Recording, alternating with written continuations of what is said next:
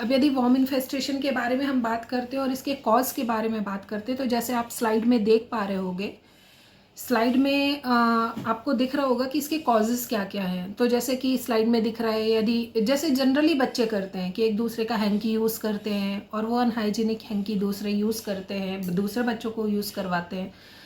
मिट्टी में खेलते हैं बच्चे, नेल बाइटिंग बहुत ज़्यादा करते हैं बच्चे, बिना स्लीपर बिना शूज़ के बाहर घूम रहे होते हैं। ये मीट बना हुआ है, मीट यदि हम अंडर कुक्ड या रॉ मीट खाते हैं तो भी वॉर्म इन्फेस्टेशन होने के चांसेस है। अनहाइजीनिक पानी पीना या फिर इन्फेक्टेड लीफी ग्रीन वेजिटेबल्स खाना, ये बहुत बड़ा कॉज है ग्रीन वेजिटेबल खाना वॉर्म इन्फेस्टेशन के लिए। और जो नॉनवेज खाते हैं वो अंडर कुक मीट यदि खाते हैं तो वो एक बहुत बड़ा कॉज है। इसके अलावा बच्चों में पाइका करके पाइका एक चीज़ होती है। पाइका मीन्स यदि बच्चे सॉइल खाते हैं, दीवार खाते हैं, कुछ बच्चे कपड़े खाते रहते हैं, तो ऐसी चीज़ें जो भी अनवांटेड चीज़ें हैं वो यदि बच्चा खाता है तो ऐसे में वॉर्म इन्फेस्टेशन होने के चांसेस बहुत ज़्यादा बढ़ जाते हैं बच्चे में। तो हम यदि टाइप्स ऑफ वॉर्म देखते हैं कि वॉर्म्स कितने टाइप के होते हैं, तो जैसे आप स्लाइड में देख पा रहे हैं, विव वॉर्म है, टेप वॉर्म है, राउंड वॉर्म है, पिन वॉर्म है, थ्रेड वॉर्म, ऐसे बहुत टाइप के वॉर्म होते हैं। मैंने एक वॉर्म का डायग्राम इसमें दिखाया है, ये टेप वॉर्म है। हम इसके बारे में भी आगे बात करेंगे। तो यदि हम बात करते हैं कि एक्चुअली वॉर्म ठीक है हो गए, क्योंकि बॉडी में हमारा बॉडी एक होस्ट के जैसे काम करता है।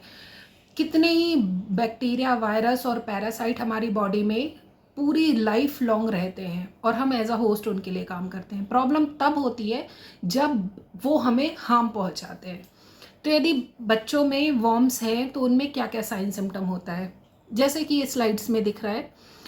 पेट में दर्द होगा, बच्चा बहुत ज़्यादा इरिटेटिंग होगा, बहुत ज़्यादा उसको पेट में कभी भी दर्द हो जाता है, ठीक है। बच्चा माल न्यूट्रिटिव होता है, उसमें अनीमिया होता है, बच्चे को इरिटेबिलिटी, डायरिया, डिसेंट्री, स्किन पे रैशेज होते हैं, एनाल रीजन में ईचिंग करता है ना, ऐसे बहुत सारे साइन सिम्टम होते हैं।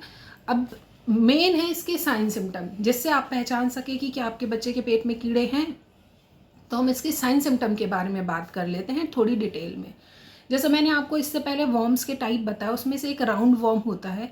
जो राउंड वॉर्म होता है, मान लीजिए वो किसी भी तरीके से हमारे बॉडी में हमारे इंसर्ट हुआ, इंगल्फ किया हमने, और उसके बाद इंसर्ट होने के बाद वो पेट में जाता है। जब वो पेट में रहता है तो डायरिया, डिसेंट्री, इरिटेबिलिटी, बहुत ज़्यादा लूज मोशंस कभी हो जाएंगे। फिर वो क्या करता है कि जब तक पेट में रहता है तो पेट में यदि थोड़ी सी मात्रा में, यदि थोड़ा कम है तो हमको भूख बहुत ज़्यादा लगेगी बच्चे को। लेकिन ये कभी कभी ना बंच बना के रहते हैं। ये आप सिम्टम में एक सबसे नीचे वाला डायग्राम देख पा रहे हैं जिसमें एक बहुत बड़ा बंच बना हुआ है। ये जो राउंड वॉर्म होते हैं ये अपनी कॉलोनी बनाते हैं और कॉलोनी बना के बहुत गुच्छे में इकट्ठे हो जाते हैं। जब ये बहुत ज़्यादा पेट में इकट्ठे हो जाते हैं ना, तो ऑपरेशन करके ये पूरा का पूरा बंच हमको निकालना पड़ता है। कभी आपने फेसबुक या ऐसी चीज़ों पे ऐसे वीडियोस भी देखे होंगे। तो ये जब तक पेट में रहता है तो पेट के सिम्टम क्रिएट करता है। बच्चे को पेट दर्द होता रहेगा, बच्चा जब चाहे इरिटेशन होगा, बच्चे को अजीब नौशिया, वोमिटिंग जैसी चीज़ें होंगी। ये वॉर्म क्या करता है कि इंटेस्टाइन से इंसर्ट करके पूरे ब्लड में सर्कुलेट होता है। जब पूरे ब्लड में सर्कुलेट होता है तो अर्टिकेरिया, आपने देखा हो, बच्चा रैशेज हो रहे हैं, बच्चा ईचिंग कर रहा है, बॉडी में खुजली हो रही है बच्चे को। और ये वॉर्म क्या करता है, ये वॉर्म जाता है लंग्स में और लंग्स में जाकर घर बना लेता है। तो जब लंग्स में घर बना लेता है तो ऐसे बच्चे को फीवर, कोल्ड, कफ, वीजिंग मीन्स जो घुर घुर घुर की साउंड है, ऐसी साउंड आती है। सांस लेने में कभी कभी बच्चे को बहुत दिक्कत होने लगती है और एसिनोफीलिया जैसी चीज़ें होने लगती हैं। अब प्रॉब्लम क्या होती है कि प्रॉब्लम ये होती है कि हम सोचते हैं कि हम कोल्ड और कफ का इलाज करते हैं बच्चों को। जैसे ही हम उसको सर्दी, जुकाम, इन सब की दवाइयाँ देते हैं, तो मॉडर्न में जब मेडिसिन दी जाती हैं तो वो रिसेप्टर पे काम करती हैं। रिसेप्टर पे काम मतलब कि आपने मेडिसिन दी, रिसेप्टर डाउन हुए और उसके साइन सिम्टम रिलीफ हो गए। जब उसके साइन सिम्टम रिलीफ हो जाते हैं तो हमको लगता है कि ठीक है, हमने अच्छा मेडिकेशन किया।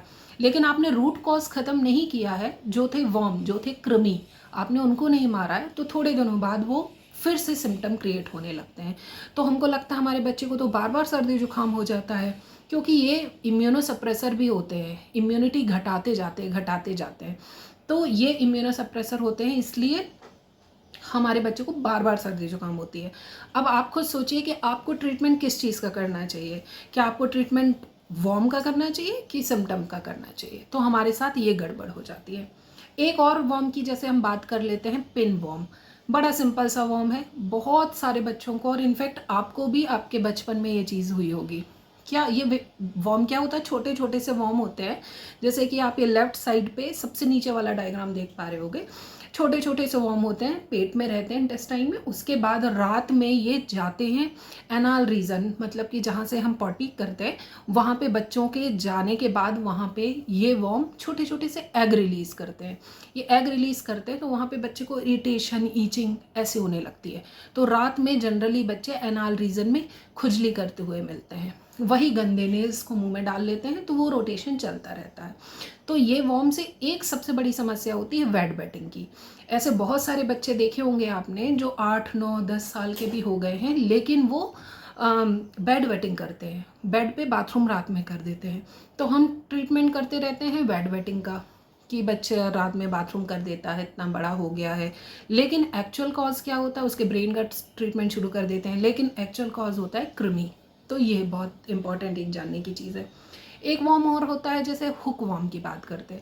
हुक वॉर्म में हुक्स होते हैं, वो नॉर्मली जाता है और इंटेस्टाइन में हुक्स से चिपक जाता है और लाइफ लॉन्ग ऐसे ही चिपका रहता है। अब बच्चे को हम काजू, बादाम, इतना न्यूट्रिशनल फूड देते हैं, वो जाता है, मेटाबॉलिज्म होता है लिवर में, बहुत अच्छे न्यूट्रिशंस बनते हैं, लेकिन सारा का सारा जो ब्लड में घूम रहा है वो वॉर्म सक कर लेता है। तो बच्चा इतना खाने के बाद भी इतना दुबला पतला है, उसमें एनर्जी नहीं है, हम यही सोचते रहते हैं। लेकिन क्या प्रॉब्लम है? क्योंकि जितना भी न्यूट्रिशन खाया वो सारा का सारा हुक वॉर्म ने सक कर लिया। तो ऐसे बच्चे में आयरन डेफिशिएंसी, कैल्शियम डेफिशिएंसी, ऐसी चीज़ें होने लगती हैं। ऐसे बच्चे माल न्यूट्रिटिव होते हैं, बहुत दुबले पतले होते हैं, उनकी ग्रोथ प्रॉपर नहीं होती, उनके ब्रेन में क्योंकि प्रॉपर ब्लड सप्लाई और न्यूट्रिशन नहीं जा पाता, तो धीरे धीरे मेंटल रिटार्डेड होते जाते हैं। तो ऐसे ये ग्रोथ को सफ़र करता है। तो hook warm anaemia, mostly iron deficiency anaemia या कैल्शियम, ऐसी चीज़ें क्रिएट करता है। अब जब आयरन और कैल्शियम डेफिशिएंसी होती है तो बच्चे को एक सिम्टम होता है, उसको लगता है कि वो कुछ खाए, कैल्शियम खाए। तो ऐसे बच्चों को मिट्टी, चौक, कपड़ा, दीवार, ऐसी चीज़ें खाने की बहुत ललक होती है, बहुत ज़्यादा ऐसे बच्चे खाने लगते हैं, वो फिर से वॉर्म क्रिएट करता है। तो ये साइकिल चलती रहती है। एक लास्ट वॉर्म की और बात कर लेते हैं। ऐसे तो बहुत सारे वॉर्म हैं। एक वॉर्म है टेप वॉर्म, जिसका मैंने डायग्राम इससे पहले आपको दिखाया था। ये जो टेप वॉर्म होता है ना, ये आपको पता है ये कितना लंबा हो सकता है? जितना आपकी साड़ी 6 मीटर होती है, लेकिन ये 8 मीटर लंबा होता है यदि अपनी फुल ग्रोथ में आ जाए। और ये छोटे छोटे जो सेगमेंट तोड़ रहा है, तो इससे एक पूरा वॉर्म बन जाता है। ये मेनली होता है हम अंडर को क्या रॉ जब मीट खाते हैं, जो नॉनवेज खाते हैं, उनके कारण, उससे बहुत ज़्यादा होता है, उससे ही एक्चुअली होता है। ये वॉर्म क्या करता है? ये वॉर्म ना ब्रेन में जाने के बाद ब्रेन में किसी भी एरिया में चला जाता है, ऊपर अपनी एक सिस्ट, एक कवरिंग बनाता है और लाइफ लॉन्ग वहाँ रहता है। अब ऐसे बच्चों को हेडेक बोलेंगे, बच्चे हेडेक हो रहे हैं, उनको मेंटल रिटार्डेड हो रहे हैं, डिमेंशिया हो रहा है, चक्कर आते रहते हैं, ऐसे बच्चे को सर दर्द होने लगता है, आंखें कमज़ोर होने लगती हैं, पेट वेट दर्द और डायरिया, डिसेंट्री, तो ये नॉर्मल से सिम्टम है एक वॉर्म के।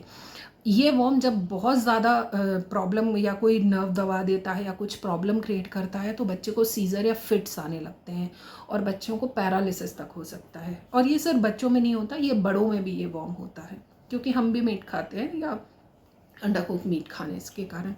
तो ये वॉर्म की चिकित्सा भी थोड़ी सी लॉन्ग टाइम के लिए चलती है, क्योंकि ये सिस्ट बना के रहता है, एक कवरिंग बनाता है, तो हमको पहले कवरिंग तोड़नी पड़ती है, फिर वॉर्म को मारना पड़ता है। तो ये हमने साइन सिम्टम के बारे में बात कर लिया। अब यदि हम बात करते हैं कि इसका, यदि हम प्रिवेंशन देखते हैं, तो जो भी कॉज थे यदि हम वही नहीं करें तो वही प्रिवेंशन है।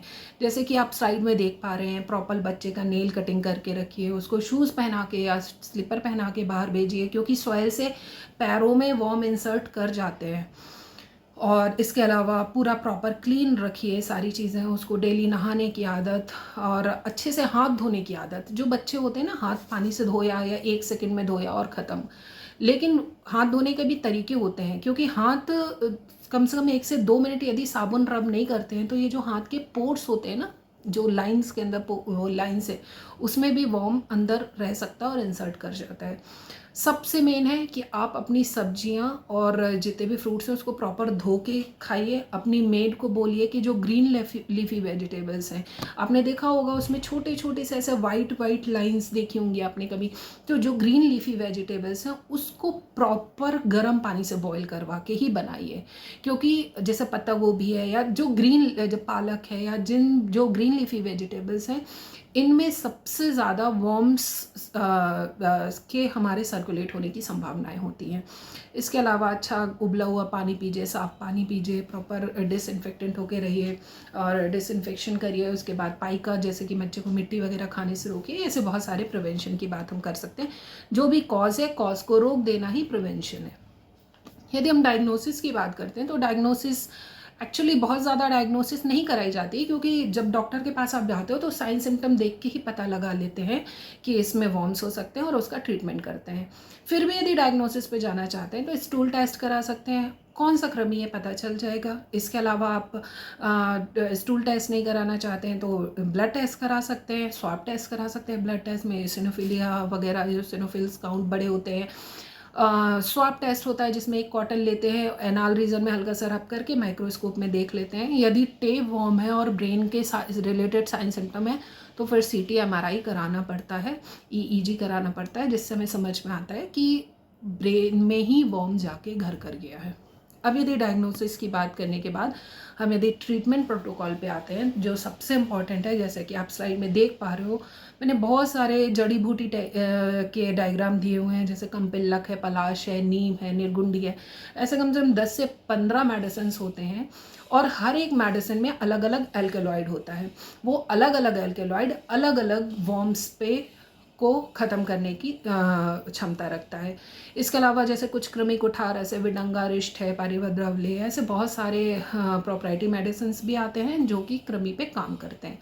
लेकिन ये जो ट्रीटमेंट प्रोटोकॉल है, ये काम इसलिए क्यों नहीं करता है? क्योंकि आयुर्वेद के अकॉर्डिंग, जैसे मॉडर्न के अकॉर्डिंग मैंने बताया रिसेप्टर पे काम करते हैं और फिर से हमें आदत हो जाती है कि एक शीशी को एक बार में पिलाया अल्बेंडाजोल की और फिर उसके बाद वो हम बहुत से पेरेंट्स को ऐसा देखा है सेल्फ मेडिकेशन करते, जो टाइम टाइम पे पिलाते जाते हैं। देखिए, हर चीज़ के साइड इफ़ेक्ट भी होते हैं, इसलिए बहुत प्रिकॉशनरी अपने बच्चे के ऊपर मेडिसिन के ट्राई कीजिए और हमेशा कभी भी सेल्फ मेडिकेशन मत कीजिए। डॉक्टर के कंसल्टेशन में मेडिकेशन करना आपके बच्चे के लिए और आपके लिए ज़्यादा बेहतर है। तो ये जो मेडिसिन है ना, आयुर्वेद में जो प्रोटोकॉल है वो 3 तरीके से काम करता है। एक होता है प्रकृति विघात, अपकर्षण और निदान परिवर्जन। प्रकृति विघात क्या होता है कि हम कोई भी जो साइन सिम्टम दिख रहे हैं तो हम समझते हैं कि ये वाला कृमि है, ये वाला वॉर्म है, तो ये वाले पैरासाइट के विरुद्ध हम वो मेडिसिन प्रिस्क्राइब करते हैं। मेडिसिन से क्या होता है, जो कृमि होते हैं ना वो अपने कोई फैमिली बना के रहता है बंच में, कोई लार्वा रहता है, कोई एग रहता है, कोई सिस्ट बना के रहता है, मेल फीमेल इसमें भी कैटेगरी होती हैं। तो जो कृमि होते हैं कुछ को मारता है और कुछ को बेहोश कर देता है। तो क्या होता है, जो बेहोश हुए हैं वो फिर से जिंदा होके, और या एग है, यदि एग नहीं खत्म हुए हैं तो वो फिर थोड़े दिनों बाद अपनी 1 महीने बाद साइकिल शुरू कर देते हैं और कृमि के लक्षण दिखने लगते हैं। तो इसमें चिकित्सा होती है कि पहले तो मेडिकेशन किया तो कुछ कृमि मरे और कुछ जो बेहोश हुए, और मेडिकेशन के ड्यूरेशन में हम बच्चे को मीठा खाने के लिए देते हैं कि आप मीठा खाइए। उसके 20 मिनट बाद, लगभग 20-25 मिनट बाद हम मेडिसिन देते हैं, जिससे कि सारे जितने भी वॉर्म्स हैं वो पेट में आते हैं और फिर हमने मेडिकेशन दी। मीठा खाने के बाद वो सारे जो कृमि हैं वो अट्रैक्ट होके पेट में आए और उसके बाद हमने मेडिसिन दी। मेडिसिन से क्या होता है कि वो कृमि पूरे मर जाते हैं या बेहोश हो जाते हैं। फिर उसके बाद दूसरी चिकित्सा होती है अपकर्षण। इट मीन्स जब हम उसको खींच के निकालते हैं। अब खींच के निकालने का तरीका होता है वमन विरेचन जैसी चीज़ें। आयुर्वेद में आपने पंचकर्मा के बारे में तो सुना ही होगा और आजकल पंचकर्मा के बहुत शानदार रिजल्ट हैं। इसमें एक विरेचन प्रोसेस होती है। विरेचन से मतलब पट्टी कराते हैं, मोशन पास कराना। तो जब फोर्सफुली हम मोशन पास कराते हैं तो ऊपर से नीचे तक गट को पूरा क्लीन कर देता है। तो मेडिसिन देने के बाद जो कृमि मरे हुए पेट में पड़े हुए हैं या बेहोश पड़े हुए, उनको निकालने का प्रोसेस होता है। और तीसरा होता है निदान परिवर्जन। जब आपके पूरे कृमि खत्म हो जाते हैं उसके बाद जो निदान था, जो कॉज था, जो एक्चुअल कॉज था, वो खाना पीना, पूरी डाइट, पथ्य आयुर्वेद में इसमें बताई जाती है। यदि आपका बच्चा इम्यूनोसप्रेसेंट है, उसको बार बार प्रॉब्लम हो रही है, तो लगभग 2 से 3-4 महीने मेडिसिन ये करने के बाद फिर उसको इम्यूनो बूस्टर प्रोवाइड किए जाते हैं। इम्यूनो बूस्टर में जैसे च्यवनप्राशन का बहुत बेहतरीन रोल है। च्यवनप्राशन एक ऐसी मेडिसिन है जो कि गोल्ड से प्रिपेयर की जाती है। उससे बच्चे का जो भी रिफ्लेक्सेस हैं या बच्चे के जितने भी ग्रास्पिंग कैपेसिटी है, जितनी भी स्मृति धी, उसकी बुद्धि इतनी अच्छी काम करती है, और उसका इम्यूनो बूस्टर एक ड्रग है। तो बच्चा कम बीमार होता है, क्योंकि ये कृमि जब पेट में रहते हैं तो बॉडी को इम्यूनो सप्रेसेंट कर देते हैं। तो इस तरीके से ये ट्रीटमेंट प्रोटोकॉल चल रहा होता है आयुर्वेद में, जिसको हम फॉलो करते हैं। तो इसके अलावा बहुत सारी मेडिसिन्स हैं, जैसे मैंने आपको बताया कि ये मेडिसिन्स को कंबाइन करके हम कुछ फॉर्म में बनाते हैं, जिसको बच्चे को इंसर्ट बच्चे को दिया जाता है और बच्चा टोटली क्योर हो जाता है। अब जैसे कि हम बात करते हैं आगे यदि आपके कोई क्वेश्चन है तो आप क्वेश्चंस भी मेरे से पूछ सकते हो। आई थिंक मैंने म्यूट ऑल करके रखा था। मैं आप लोगों को वो कर देती हूँ।